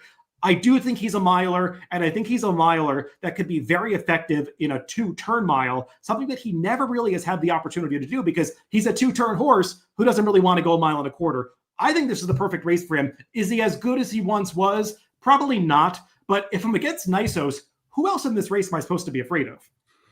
Any of the younger horses. Is a horse like the other Baffert, goal-oriented, someone that you would take a look to stepping up? Do you think he's good enough to beat this group or compete with a group like this? Sure, I picked him second of the Baffert horses. He's the one that I would be most likely to bet on. I think the turn back to a mile is going to work pretty well for him too. When you watch his races, he travels really well to the quarter pole. And then when push comes to shove, he doesn't always produce the finish that it looks like he's capable of. Those are the types of horses that usually appreciate turning back. So I think that makes a lot of sense for him. And I mean, the other Baffert Citizen Bull, I think being drawn outside of Full Serrano almost guarantees they've got to hook up early. So I think it's going to make it difficult for him to be successful. Brad, one thing we don't see very much in racing nowadays is Kentucky Derby winners still running the year after they won the Kentucky Derby. And it's very cool for Mystic Dan. He wins the Kentucky Derby. He goes off form a little bit. There was 5 races in a row where he doesn't get back to the winner's circle, but Ken McPeak did a very good job with him. He got him back to like his peak form throughout this year. And we saw him show up with some really good performances. He's not going to go in the Classic against the tip top horses. Do you think he can compete in the dirt mile? I do, because I think this is it is a wide open race. I do like Nisos and Full Serrano, as I mentioned earlier, but Mystic Dan is a contender off that win in the Lucas Classic last time out. It got a good number. It was his 5th win of his career. I mean, he's always been a good horse. He got the perfect trip of all time to win the Kentucky Derby. He's just a hard-knocking type of horse, the type of horse that we often see wins the Breeders' Cup Dirt Mile. Full Serrano he kind of fit that category, and a hard-knocking horse from South America who upset the dirt mile last year. That's kind of what Mystic Dan is, like the North American version. He shows up. He's a grade 2-ish caliber type horse, and those are the type horses that win the dirt mile. I completely agree. David, any final thoughts on the dirt mile before we move to the last? Nope, I think that's all I got, so we can move on to the Filly and Mare Turf.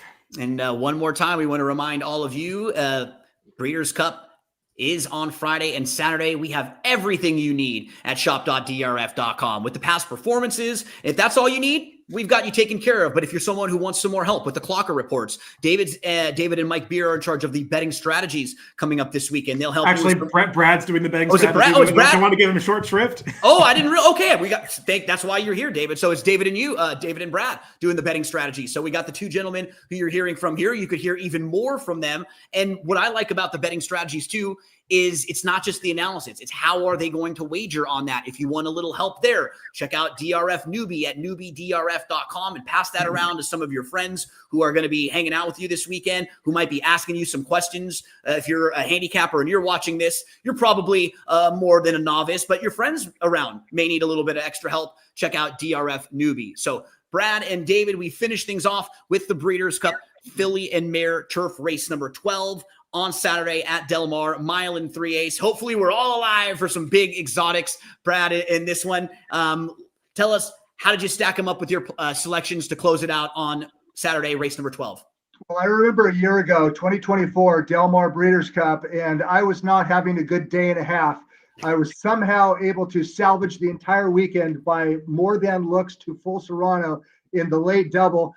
If I'm stuck going into the last 2 races in 2025, I'm just going to have to raise the white flag because I have no idea who's going to win the Filly Mare Turf. I think she feels pretty only because she's a good horse. She shows up every time, but she's breaking from post 13, going 1 3/8. I don't know if she can go that far. I don't know what type of trip she's going to get. How can she possibly save ground from post 13 when you're going around 3 turns at Del Mar? So that's who I picked. To make matters worse, my second selection is number 14, See the Fire. I think it's the first time in history where I've ever picked the number 13 over number 14. See the Fire is a very good racehorse from Europe, Group 1 caliber. She's very good. Look, I don't know who's going to win this race. I hope you guys have something intelligent to offer because I really don't in the last Breeders' Cup race of 2025.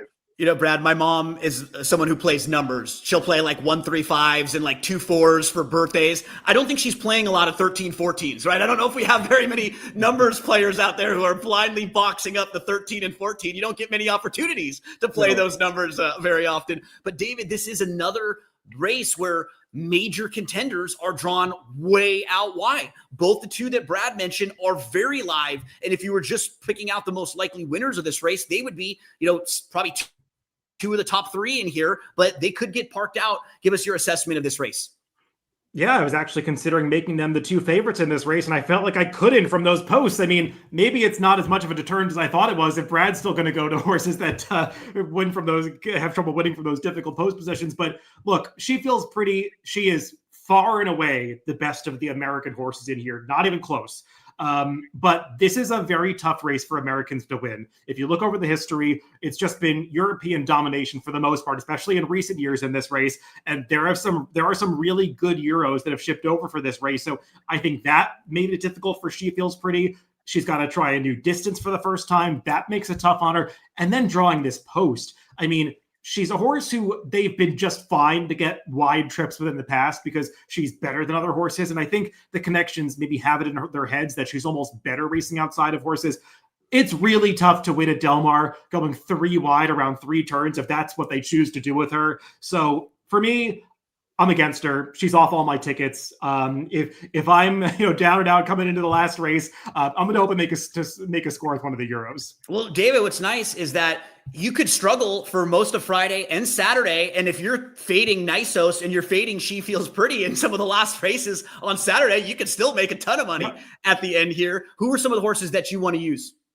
I don't have a whole lot to add to what Brad said about See the Fire. I mean, it's pretty obvious on paper. She's got some of the best European form in here. I might have picked her on top if not for the post. I think it's a very difficult position for her as well. So I've got her in the mix, but I can't have full confidence in her. I think the conversation with the two Appleby runners is interesting. Diamond Rain, obviously, showed her class against She Feels Pretty last time at Woodbine. I think she's a horse that looks like she's very suited to that E.P. Taylor course at Woodbine because she's a big, long striding filly who probably just appreciated the more gradual turns of Woodbine and very different kind of course that she'll encounter at Del Mar. The horse right inside of her, Gizora, a horse who had very good form going back to the summer in France. I do think she had a legit excuse in the Arc last time. We'll see what price she is. She drew the best of the European contenders in this race, so maybe that attracts some support her way. I still don't think she's been facing company that's quite as tough as a horse like, say, See the Fire to her outside. So, Gino, that leads me back to the horse that was second in this race last year, Cinderella's Dream. And look, her European form coming into this race is a little bit disappointing because you could see it on paper. She was the favorite in 4 of her last 5 starts, short prices in all of them, and she's lost 3 of the last 4. But let's remember, she's a horse that didn't necessarily look like anything special when she started out in Europe at the beginning of her career. She got really good when they took her to Dubai, ran her on one of those flat courses over there. Then she did nothing in the 1,000 Guineas. They brought her back to a flat American-style course in the U.S. last year, and she reeled off a string of victories, the Belmont Oaks, the Saratoga Oaks, and then arguably should have won last year's Breeders' Cup Filly and Mare Turf when she got into traffic in upper stretch and still almost caught Mare at the end. So maybe it was unreasonable to expect her to suddenly be a Group 1 horse in Europe when she never was before. And, I was listening to some interviews with Charlie Appleby earlier this week, and he said the horse that he's most confident in of all of his runners this week is far and away Cinderella's Dream. William Buick picked her. I think she's awfully dangerous in this race, and she might not be the favorite this year. Brad, do you have anything else you want to mention on this one? Oh, I mean, that's a very interesting comment from Appleby. Trainers sometimes do tend to overstate their horses' health and or chances, but when a top guy like Appleby gives you a nod on a horse, you kind of have to take it at face value. So very interesting tout on Cinderella's Dream. She'll be on my tickets as well. And saw this mentioned as one horse that I would upgrade just based on in the mornings too. This was on that list of like 3 to 5 for me. I don't know if she's classy enough to win a race like this, but if you're looking for some big prices underneath, very, very honest, Miguel Clement has her in really good form right now. And she's looked very good out on the track. And when she's schooling in the paddock there, that's Beleza. But another one who's drawn towards the outside, not going to have some easy trips for some of these runners in here. So as we wrap up, David, I'll ask you if you can give us maybe 2 or 3 horses that you're interested in over the couple days. And Brad, same for you. If you can give us maybe 2 or 3 horses that are on your radar over the few days. First, though, we want to thank the sponsors of this show. And if you want to find out more about them, you can check them out on the website, morningline.io.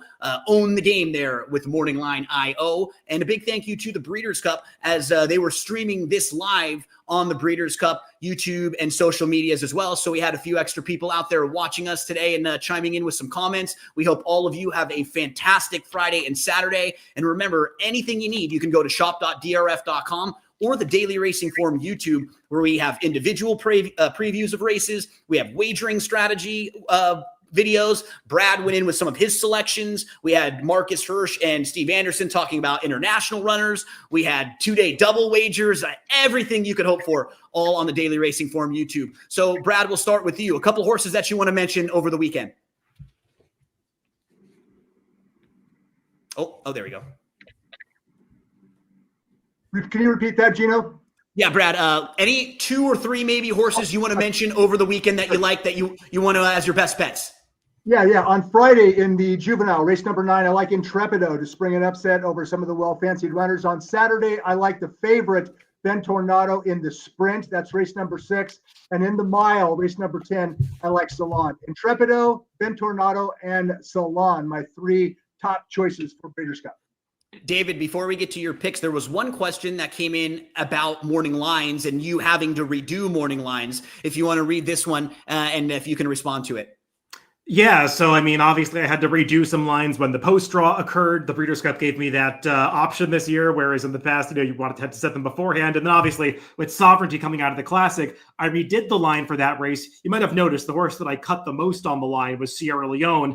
My thought process there was that when people handicapped the Classic with Sovereignty, they would find it difficult to make the case that Sierra Leone was going to outclose Sovereignty if the race came apart. Without Sovereignty in the race, I think Sierra Leone becomes clearly the best closing option. We'll just see if it sets up for him. And then David, give us a couple horses that are on your radar for some best bets this weekend. Yeah, I mean, on Friday and Saturday, I'll go to both of the turf sprints. In the Juvenile Turf sprint, I think Royal Testament's going to work out a really good trip, getting a rider upgrade to Flavian Pratt, and she probably will be double-digit odds in there. And in the turf sprint for the older horses on Saturday, I think Reef Runner's going to get a really good trip once again, and he's a 5-furlong turf specialist, like we talked about earlier. And then one more on Saturday in the Classic. I'm a big fan of Forever Young. I'm hoping to see him go out and finally get the victory in the U.S. So some best bets from Brad, some best bets from David. On Friday, for me, I've been waiting for La Wally to maybe get the trip that she could get and maybe the setup she could get in the Juvenile Fillies. So we'll be looking at her on Friday. And then when we flip the page to Saturday, 2 that were on my radar, Rishi in the Filly and Mare sprint. I think she could sit a really nice trip from the outside. I think she will be in that race to try to win the race. And at a bit of a price, the number 2 Banishing in the sprint is a horse who I definitely want to have because I could see him coming from off the pace and lighting up the board there at a very fair price. David, Brad, I feel privileged to be sitting down to 2 extremely talented, sharp handicappers like the both of you. I feel like I got the call up to the big leagues today. They brought me up from the minors, and I'm here sitting with 2 of the greats. So, Brad, thanks again for your time, and we wish you the best of luck this weekend. I hope you still feel that way on Saturday evening, Gino. Thank you very much. David, always a pleasure talking with you. I always learn something that I hadn't been, it wasn't on my radar, and wish you the best of luck this weekend. Same to you, Gino. You did all the hard work tonight leading us through this. So thanks. And I always appreciate your enthusiasm for these big days. And thanks to all of you for the comments. We love hearing from you. Good luck this weekend, Breeders' Cup Friday and Saturday. Think horse racing is too complicated? Think again. And they're off. Every pro was a newbie once. Meet DRF Newbie, the mobile tool loaded with daily racing form data and the power of DRF AI. What a shocker. Get the insights you need fast so you can play smarter and feel more confident. DRF Newbie, horse racing made simple. Try it free today. Visit newbie.drf.com.